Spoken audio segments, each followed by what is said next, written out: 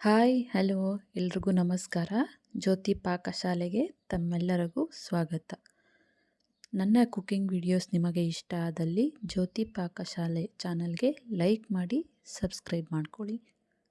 ನಾನು ಈ ದಿನ ದೇವಸ್ಥಾನದ ಶೈಲಿಯಲ್ಲಿ ಮಂಗಳೂರು ಸೌತೆಕಾಯಿ ಸಾಂಬಾರು ಮಾಡುವ ವಿಧಾನ ತಿಳಿಸ್ಕೊಡ್ತೇನೆ.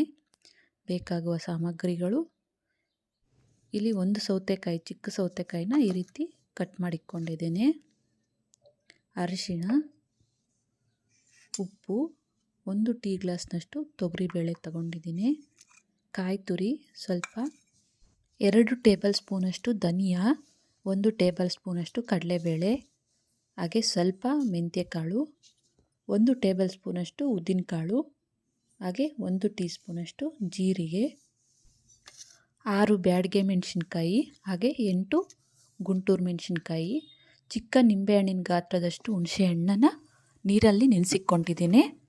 ಸಾಸಿವೆ, ಹಾಗೆ ಕರಿಬೇವು, ಜೀರಿಗೆ, ಒಣಮೆಣಸಿನ್ಕಾಯಿ, ಸ್ವಲ್ಪ ಎಣ್ಣೆ, ಹಾಗೆ ಕೊತ್ತಂಬರಿ ಸೊಪ್ಪು.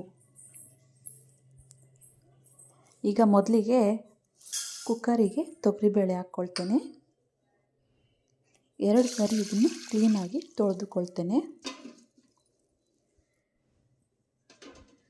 2 ಸಾರಿ ತೊಳ್ಕೊಬಂದೆ. ಈಗ ಸ್ವಲ್ಪ ನೀರು ಹಾಕಿ, ಹಾಗೆ ಅರ್ಧ ಟೀ ಸ್ಪೂನಷ್ಟು ಅರಿಶಿನ ಹಾಕ್ಕೊಳ್ತೇನೆ.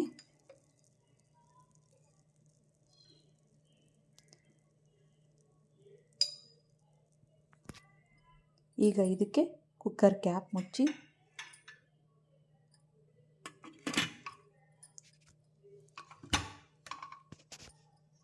ಇದನ್ನು 1 ವಿಸಿಲ್ ಕೂಗಿಸ್ಕೊಳ್ತೇನೆ.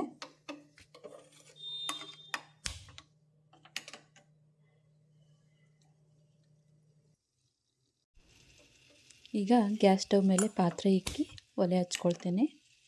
ಈ ಪಾತ್ರೆಗೆ ಸೌತೆಕಾಯಿ ಹಾಕ್ಕೊಳ್ತೇನೆ. ಹಾಗೆ ಸೌತೆಕಾಯಿ ಮುಳುಗೋ ತನಕ ನೀರು ಹಾಕ್ಕೊಳ್ತೇನೆ.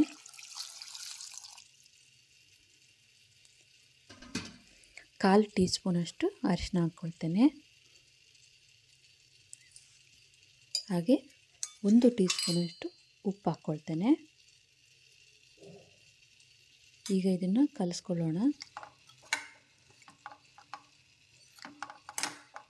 ಈ ಸೌತೆಕಾಯಿ ಬೇಯಲು ಬಿಡಬೇಕು. ಈಗ ಮುಚ್ಚಳ ಮುಚ್ಚಿ ಬೇಯಿಸ್ಕೊಳ್ಳೋಣ ಇದನ್ನು.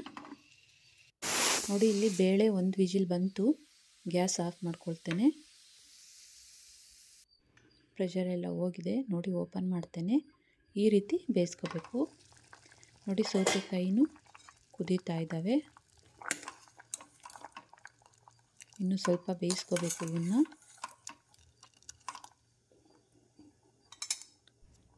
ಗ್ಯಾಸ್ ಮೇಲೆ ಕಡಾಯಿ ಇಕ್ಕಿ ಒಲೆ ಹಚ್ಕೊಳ್ತೇನೆ.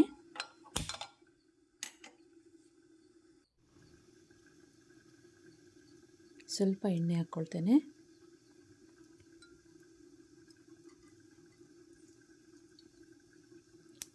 ಇದಕ್ಕೆ ಧನಿಯಾ, ಕಡಲೆಬೇಳೆ, ಮೆಂತ್ಯ, ಉದ್ದಿನಕಾಳು, ಹಾಗೆ ಜೀರಿಗೆ ಎಲ್ಲವನ್ನು ಹಾಕ್ಕೊಳ್ತೇನೆ.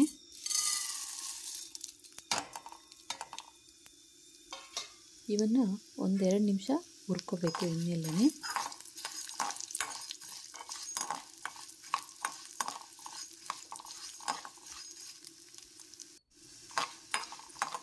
ನೋಡಿ, ಈ ರೀತಿ ಹುರ್ಕೊಂಡಿದ್ದಾದಮೇಲೆ ಈಗ ಇದಕ್ಕೆ ಒಣಮೆಣಸಿನ್ಕಾಯಿಗಳನ್ನ ಹಾಕ್ಕೊಳ್ತೇನೆ.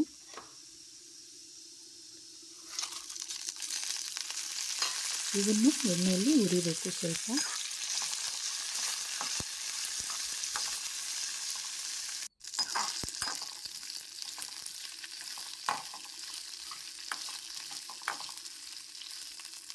ಈಗ ಇದಕ್ಕೆ ಕಾಯಿ ತುರಿ, ಹಾಗೆ ಒಂದು 5-6 ಕರಿಬೇವಿನ ಎಲೆ ಹಾಕ್ಕೊಳ್ತೇನೆ.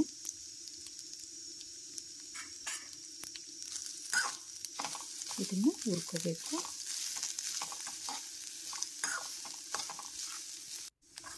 ನೋಡಿ, ಈ ರೀತಿ ಕಾಯಿ ತುರಿ ಕಲರ್ ಚೇಂಜ್ ಆಗೋ ತನಕ ಹುರ್ಕೋಬೇಕು. ಈಗ ಇದನ್ನು ಗ್ಯಾಸ್ ಆಫ್ ಮಾಡ್ಕೊಳ್ತೇನೆ. ಇದನ್ನು ತಣ್ಣಗಾಗಲು ಬಿಡೋಣ. ನೋಡಿ, ಹುರಿದ ಪದಾರ್ಥಗಳು ತಣ್ಣಗಾಗಿದ್ದಾವೆ. ಈಗ ಇದನ್ನ ಮಿಕ್ಸಿ ಜಾರ್ಗೆ ಹಾಕ್ಕೊಳ್ತೇನೆ.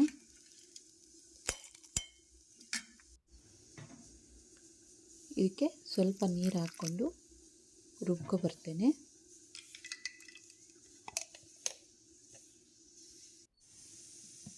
ನೋಡಿ, ಈ ರೀತಿ ನುಣ್ಣಗೆ ರುಬ್ಕೊ ಬರಬೇಕು. ನೋಡಿ, ಸೌತೆಕಾಯಿ ಬೆಂದಿದ್ದಾವೆ. ಈಗ ಇದಕ್ಕೆ ಬೇಯಿಸ್ಕೊಂಡಿರೋಂಥ ಬೇಳೆ ಮಿಶ್ರಣ ಹಾಕ್ಕೊಳ್ತೇನೆ.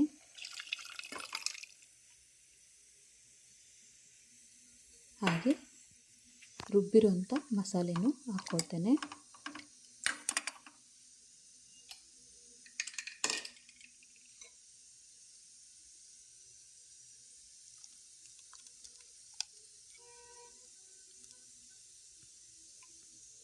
ಮಿಕ್ಸಿ ಜಾರಿಗೆ ಸ್ವಲ್ಪ ನೀರು ಹಾಕಿ ಕಲಸಿ ಹಾಕ್ಕೊಳ್ತೇನೆ.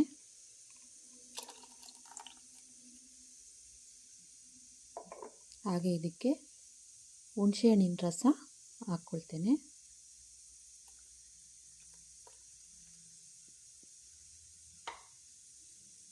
ಈಗ ಇದನ್ನು ಮಿಕ್ಸ್ ಮಾಡ್ಕೊಳ್ಳೋಣ.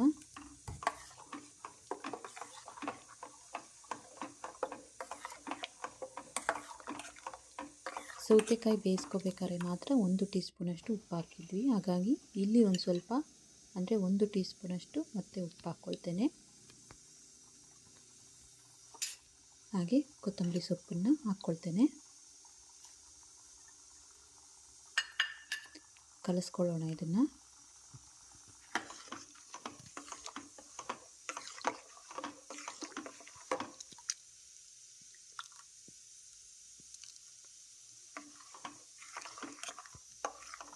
ಇದನ್ನು ಕುದಿಯಲು ಬಿಡೋಣ.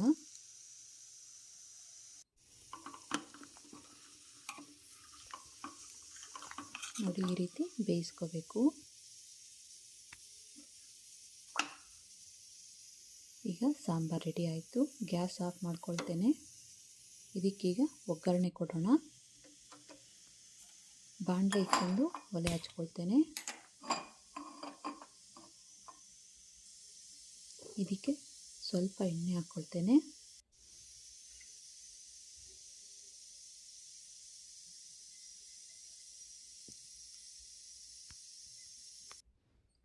ಹಾಗೆ ಎಣ್ಣೆ ಕಾದಿದೆ.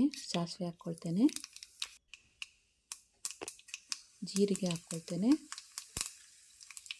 ಕೊನೆಯದಾಗಿ ಒಣಮೆಣಸಿನಕಾಯಿ ಹಾಗೆ ಕರಿಬೇವನ್ನು ಹಾಕ್ಕೊಳ್ತೇನೆ. Gas off ಮಾಡ್ಕೊಳ್ತೇನೆ.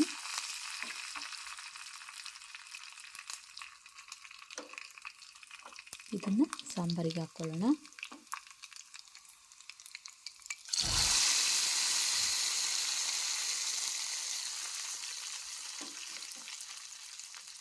ಮಿಕ್ಸ್ ಮಾಡ್ಕೊಳ್ಳೋಣ ಇದನ್ನು.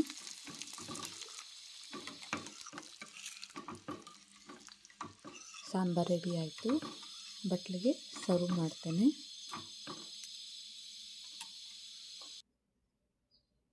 ನೋಡಿದ್ರಲ್ಲ, ದೇವಸ್ಥಾನದ ಶೈಲಿಯಲ್ಲಿ ಮಂಗಳೂರು ಸೌತೆಕಾಯಿ ಸಾಂಬಾರು ಮಾಡೋ ವಿಧಾನ. ಇದು ಅನ್ನದ ಜೊತೆಗೆ ತುಂಬ ರುಚಿಯಾಗಿರುತ್ತೆ. ನನ್ನ ಕುಕ್ಕಿಂಗ್ ವಿಡಿಯೋಸ್ ನಿಮಗೆ ಇಷ್ಟ ಆದಲ್ಲಿ ನನ್ನ ಚಾನಲ್ಗೆ ಲೈಕ್ ಮಾಡಿ, ಸಬ್ಸ್ಕ್ರೈಬ್ ಮಾಡಿ. ಧನ್ಯವಾದಗಳು.